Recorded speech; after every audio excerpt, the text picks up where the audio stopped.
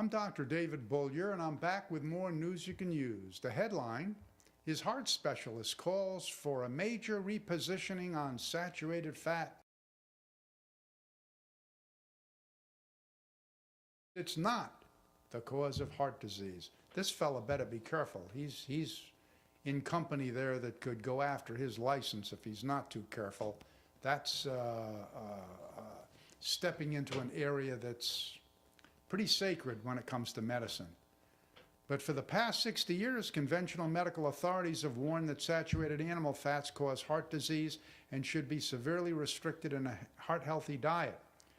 As of 2010, recommendations from the United States Department of Agriculture call for reducing your saturated fat intake to a mere 10% of your total calories or less. Tells you how bright the people in our USDA are, doesn't it? Oh well. This is astounding considering the fact that many health experts now believe you'll likely need anywhere from 50 to 70% of healthy fats for optimum health. Those are the parent essential fatty acids, folks. I take a half a dozen of them in pill form a day to make sure I'm covered when it comes to good fat. Good fat's critical for brain function. It's critical for overall risk reduction in all of the top 4 killer diseases. The British Medical Journal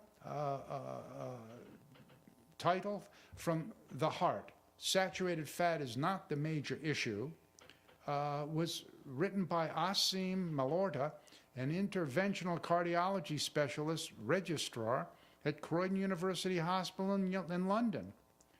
Yet, he says, yet scientific evidence shows that this advice has, paradoxically, increased our cardiovascular risks.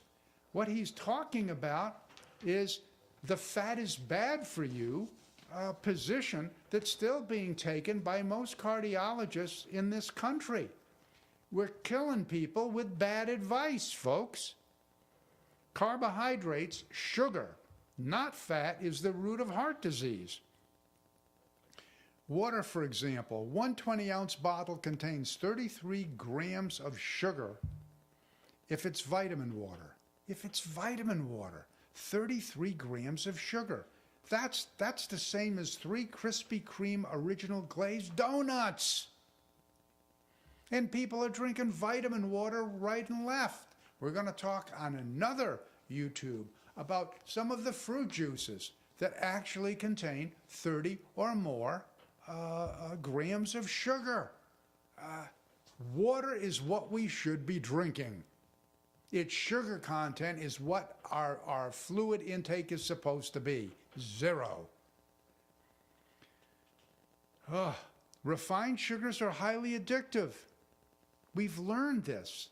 A high sugar diet raises your risk of both type 2 diabetes, heart disease, cancer, metabolic syndrome.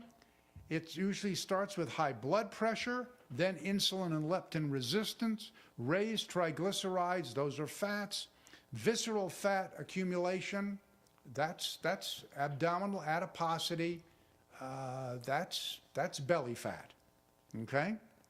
And it's a perfect example of how it can take the conventional medical establishment decades to catch up with the truth. If you eat a lot of sugar, you're feeding the bad bacteria in your gut.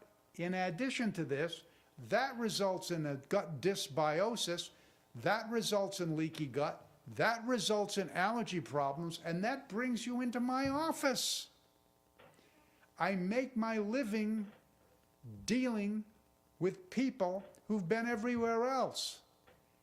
And one of the first things we do when we start talking about diet, when we get the allergy sensitivity pretty much out of the way, is the low sugar, higher fat diet that everybody should be on. And that includes you.